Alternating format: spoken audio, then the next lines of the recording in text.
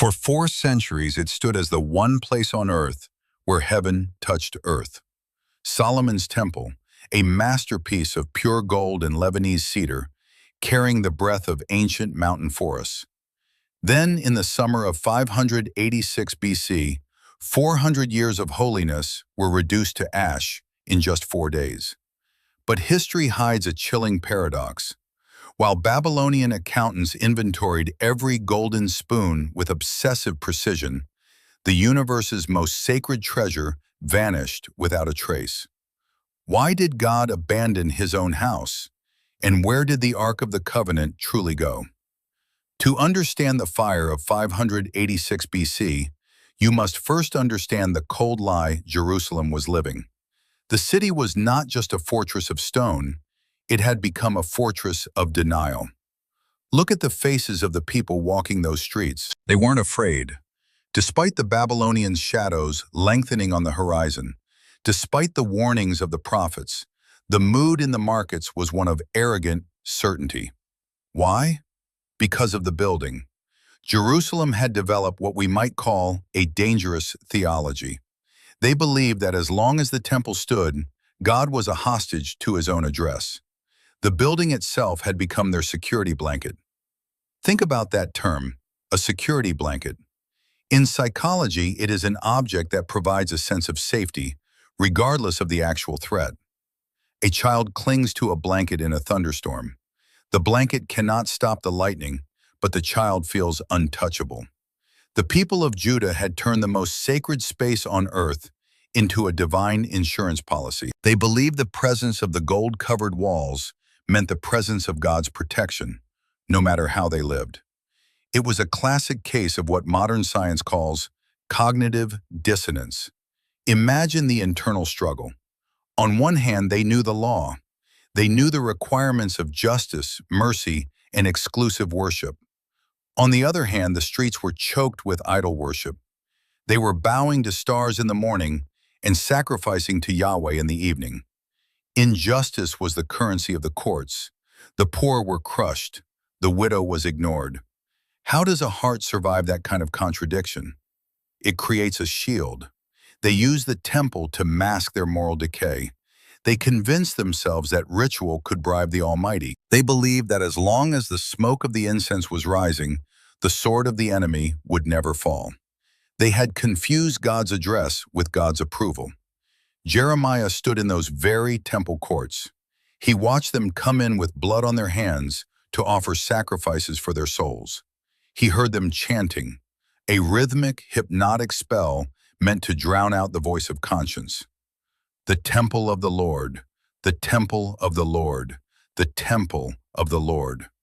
3 times, as if repetition could force a lie into becoming a truth. As if saying the name of the house could trap the master of the house inside. Repetition doesn't make it real, it only makes it louder. But look closer at what was happening behind the scenes. While the people chanted, the elders were busy. Ezekiel tells us that in the secret chambers of the temple, they were painting detestable images on the walls, crawling things, filthy idols. In the very place where the glory of God was supposed to dwell, they were hosting a gallery of rebellion. Never mind the idol worship in the courtyards, never mind the blood in the streets, never mind the broken covenants. The building was standing, so surely God was pleased. This is the security blanket trap. It is the moment a religious symbol becomes more important than the God it represents. They had turned the Holy of Holies into a lucky charm, a rabbit's foot made of Lebanese cedar and pure gold. They thought they were safe because they had the box. They forgot they had lost the covenant inside.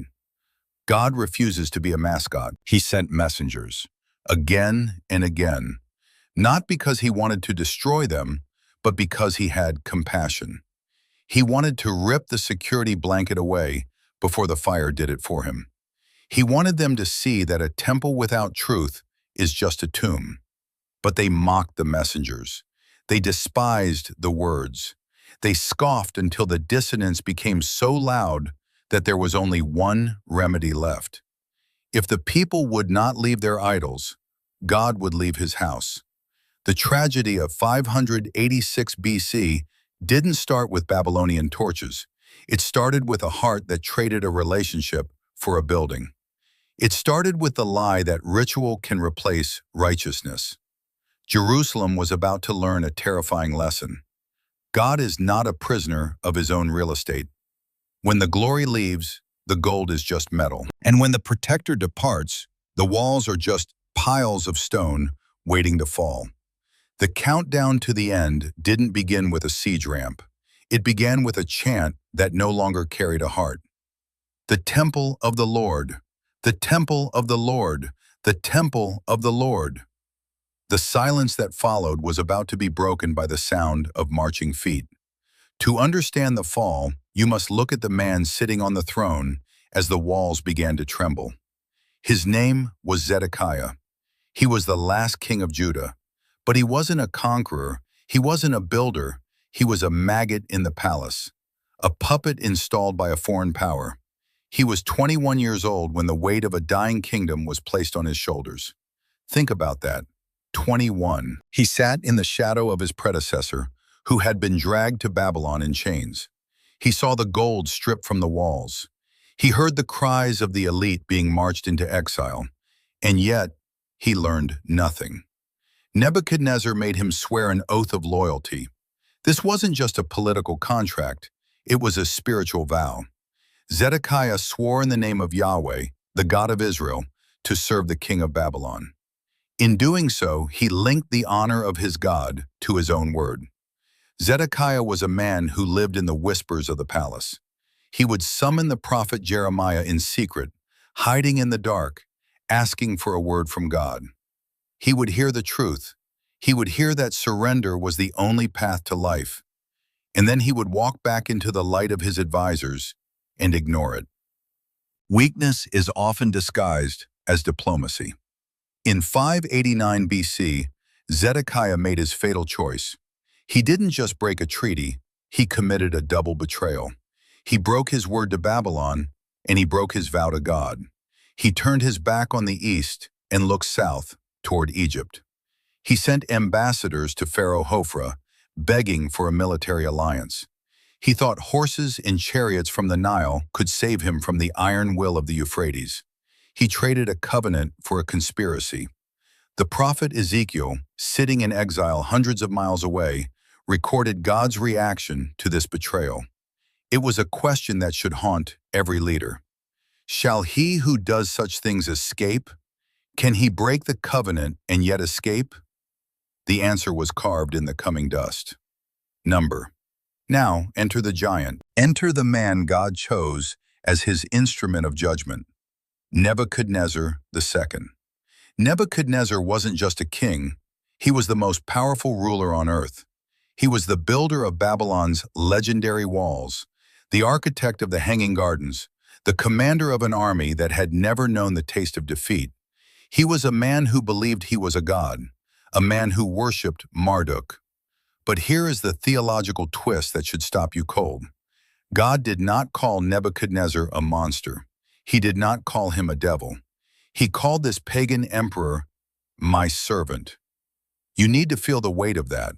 Not because Nebuchadnezzar loved Yahweh, he didn't. Not because he studied the Torah, he didn't. But because God uses empires as easily as he uses prophets. Babylon was not just an invading force, it was the rod of divine discipline. This is the terrifying reality of divine justice. When a nation exhausts the patience of God, he is not limited to holy instruments to bring the correction. He can hire a pagan king to clean his own house. He can turn a conqueror into a contractor for his will. Nebuchadnezzar thought he was expanding his borders for his own glory. He thought he was proving the superiority of the Babylonian gods over the God of Israel. He was catastrophically wrong. He was simply a tool in a hand he didn't recognize. He was the rod of the empire, coming to strike the maggot in the palace. The countdown to destruction was no longer a warning, it was a deadline. January 588 BC, the 10th day of the 10th month. On that day, the horizon outside Jerusalem's walls darkened. It wasn't a storm, It was dust. The rising dust from tens of thousands of marching feet. Nebuchadnezzar had come with everything. The Bible records it with chilling simplicity. Nebuchadnezzar, king of Babylon, came with all his army against Jerusalem. All his army. Jerusalem's defenders looked out from their battlements and saw a sea of iron. They saw the engines of war. They saw the end of their world. The puppet king had played his final hand, and the master was here to collect. The noose was tightening, the siege was set, and the city that thought it was untouchable was about to become a cage. 18 months. That is 540 days of slow-motion strangulation. To understand the depth of this horror, you have to do the math with me. Outside the walls, 100,000 Babylonian soldiers. Inside, nearly 30,000 people trapped like animals in a cage. Every supply line was severed. Every field was inaccessible. The mathematics of siege warfare is brutal in its simplicity. You don't need to break the walls if you can break the spirit of the people behind them. Time was Nebuchadnezzar's most effective weapon. It started with rationing, a handful of grain instead of a bowl, a cup of water instead of a pitcher. But as the weeks bled into months, the portions shrank until they vanished entirely. The Book of Lamentations is not just ancient poetry, it is a forensic report. It is a crime scene analysis written by someone who walked through the rot. Listen to the description of the survivors. Their appearance is blacker than soot. They are not recognized in the streets. Their skin has shriveled on their bones. It has become as dry as a stick.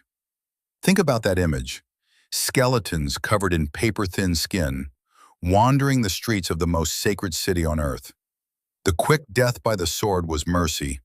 The slow death by hunger was torture. But the horror was about to descend into a darkness that words can barely hold. I need you to hear this, even if everything in you resists it. Lamentations chapter 4, verse 10. With their own hands, compassionate women have cooked their own children. This is not a metaphor. This is not an exaggeration. This is the biological reality of extreme starvation. The city where heaven once touched earth had become a place where mothers looked at their own children as food. The covenant was broken. The protection was gone. The natural consequences of a fallen world were flooding in like water through a burst dam. And where was the prophet Jeremiah during this nightmare? He was preaching surrender. He was telling them that the only way to live was to walk out and submit to the Babylonians. He was offering them a hard life over a certain death. They called it treason. They called it cowardice. They threw him into an empty cistern where he sank into the mud and was left to die. The most hated man in Jerusalem was the only one who could have saved it. By day 500 of the siege, the children had stopped crying, not because they were comforted, but because they were too weak to make a sound. The smell of death hung over the streets like a heavy, unmoving fog. From the walls, the defenders could hear the Babylonian soldiers laughing around their cooking fires. The wind would carry the smell of roasting meat over the battlements and into the nostrils of the starving. It was a cruel, systematic joke. Inside, silence, decay, and the scraping of pots. Outside, feasting, strength, and infinite patience. Persistent rebellion against God has a price. It is not that God is cruel. It is that when a nation exhausts his patience and rejects his protection, they are left with the raw, unfiltered brutality of a world without grace. For 18 months, the people of Judah chose the building over the builder. They chose their pride over their life. And now, the building was the only thing left to burn. On the 9th day of the 4th month, in the 11th year of King Zedekiah, the clock ran out. The rationing was over because the grain was gone. The strength of the defenders had evaporated. A section of the northern wall, weakened by battering rams and time, finally gave way. The breach was open. Babylonian soldiers poured through like a flood through a cracked levee. This wasn't a mob, it was a military machine. Organized, methodical, professional. They took positions at the middle gate, the literal heart of the city. While his people were being slaughtered in the streets they had played in as children, the man who led them to this moment was gone. King Zedekiah ran. Under the cover of darkness, through a secret exit near the royal gardens, the king fled with his soldiers and his sons. The king who had refused to surrender when it could have saved his nation was now fleeing like a common thief while his people perished behind him. The math was finished. The siege was over. The massacre had begun. Jerusalem, the Golden City, was now a slaughterhouse. The city had fallen, but the final humiliation was yet to come. Imagine King Zedekiah, the man who thought he could outrun God's justice, fleeing through the shadows of the royal gardens. He didn't get far. Babylonian cavalry pursued him through the night and caught him in the plains of Jericho. Stop and consider the bitter irony of that location. Jericho. This was the exact spot where the story of the Promised Land began, the site of Israel's first great victory under Joshua. It was the place where the walls fell at the sound of trumpets and shouts of faith. Now at that very same spot, the last king of Judah was captured in total disgrace. From Jericho to Jericho, the kingdom's story was bookended in defeat. They dragged him north to Riblah to face Nebuchadnezzar. The sentence was designed to maximize agony. First, Zedekiah's sons were executed before his eyes. Then, his eyes were gouged out. The last image he would ever see was the death of his legacy. He spent the rest of his life in a Babylonian dungeon, blind, replaying that final, horrific image in the darkness of his mind. 1 month after the walls were breached, a man named Nebuzaradan arrived in Jerusalem. His title was Captain of the Guard, but he was effectively the chief executioner. He didn't come to fight. The fighting was over. He came with a demolition order signed by the emperor himself. He lit 4 fires. First, the house of the Lord, Solomon's temple. 7 years to build, 4 centuries of worship, consumed in hours. Second, the royal palace. Third, the great houses of the nobility. Fourth, everything else of value. He then ordered the army to tear down the walls stone by stone, not to defeat Jerusalem, it was already dead, but to unmake the city completely. But before the flames took hold, and before the stones were cast down, Nebuzaradan had one final task: inventory. Jeremiah 52 reads like an accountant's ledger, cataloging every item removed from the temple with obsessive, chilling precision. You need to look at this list. It wasn't just some gold or lots of bronze. They recorded every golden spoon, every silver bowl, every bronze pot and shovel and fork used for the sacrifices. They focused on the 2 massive bronze pillars at the entrance, Jachin and Boaz. Jeremiah tells us they were 18 cubits tall and 12 cubits around hollow, with walls 4 fingers thick. Sitting on top were elaborate capitals decorated with networks of bronze chains and rows of pomegranates. The text says there were 96 pomegranates exposed to the air, with 100 total on each network. They actually counted the pomegranates. Why this level of detail? In history, we usually view looting as chaos, but here the precision reveals something deeper. Look at this through a different lens. Documentation as resistance. To the Babylonians, this was a trophy list. To Nebuchadnezzar, every bowl was proof that his god Marduk had defeated the God of Israel. But for the people of Judah, this ledger was a death certificate that guaranteed a birth certificate in the future. By recording exactly what was taken down to the weight of the bronze and the number of spoons, Jeremiah was making a claim. He was saying, "This belongs to us. It is currently in exile, but it has a specific identity. It is not lost, it is just stored." This is what scholars call cultural preservation through data. In our modern world, we do the same when we digitize ancient manuscripts before a war or scan monuments before they are destroyed. The Babylonians thought they were stripping Jerusalem of its wealth. In reality, they were serving as a divine storage facility. Every item on that list was a promise. If the items were recorded, they could be returned. If they were weighed, they could be accounted for. The inventory turned a moment of total loss into a moment of temporary relocation. The gold vessels began the long journey to Babylon, to be stored in the treasury of Marduk. Nebuchadnezzar believed he had won. He believed he had silenced the God of Israel. He was catastrophically wrong. While the city burned and the treasures were hauled away, the most important treasure of all was nowhere to be found. The inventory was perfect, except for one glaring, terrifying omission. Where was the Ark of the Covenant? Look at the ledger again. It is a masterpiece of bureaucratic precision. Nebuchadnezzar's accountants didn't miss a single golden spoon. They didn't miss a single bronze fire pan. Yet there is a gap in the record, a silence that is more terrifying than the roar of the flames.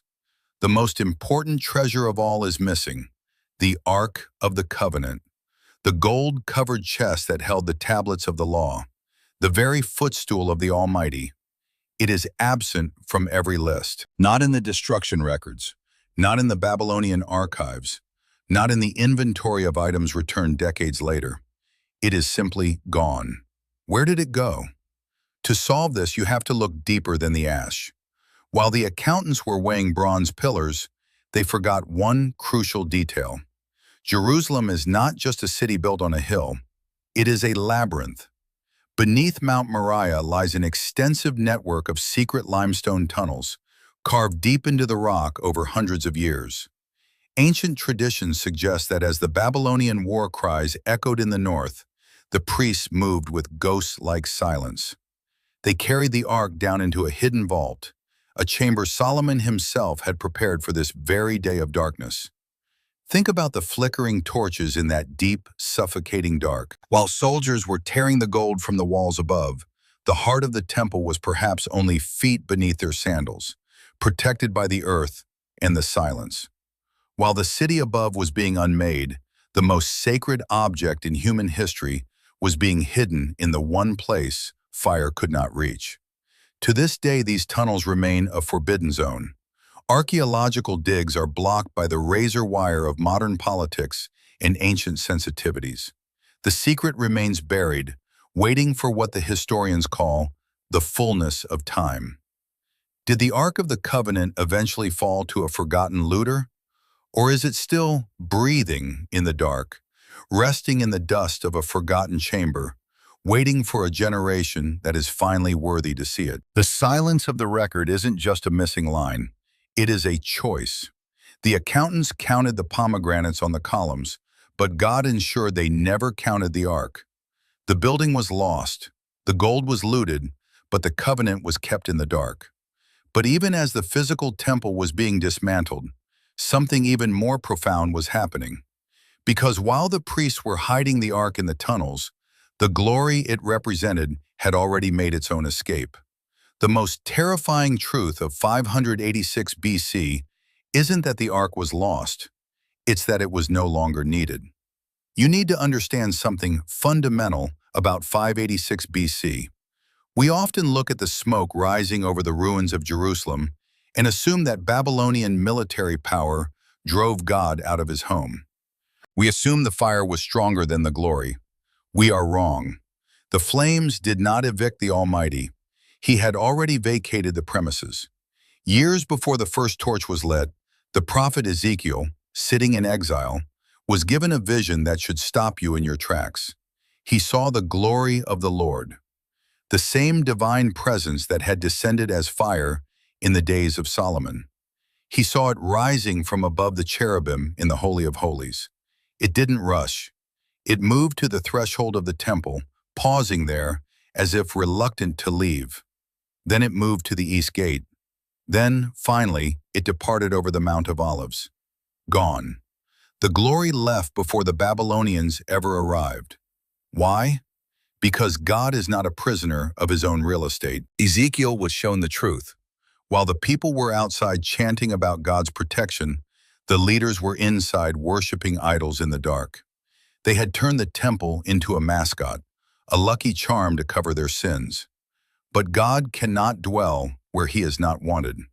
The burning of the temple wasn't a defeat for God, it was a divorce. He allowed the building to fall because the heart of the covenant was already dead. But there is a deeper shift here, a mystery that connects the ash of 586 BC to the hope of the world. Why did God allow the Ark of the Covenant to vanish without a trace? The answer lies in the law of shadow and reality. The Ark in Solomon's temple was a shadow.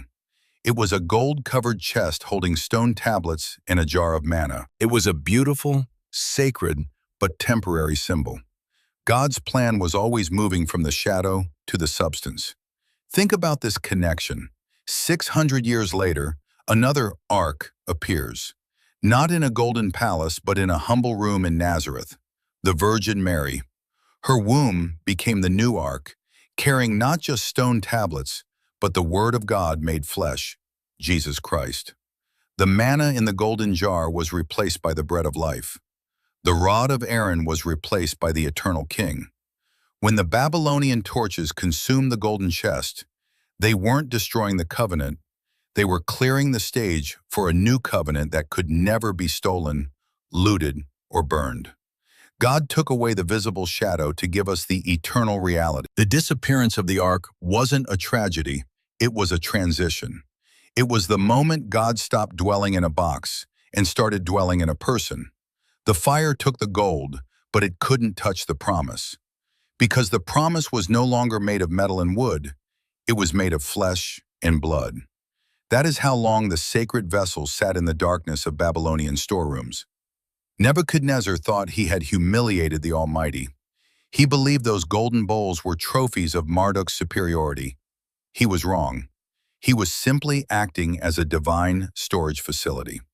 In 539 BC, Babylon fell in a single night.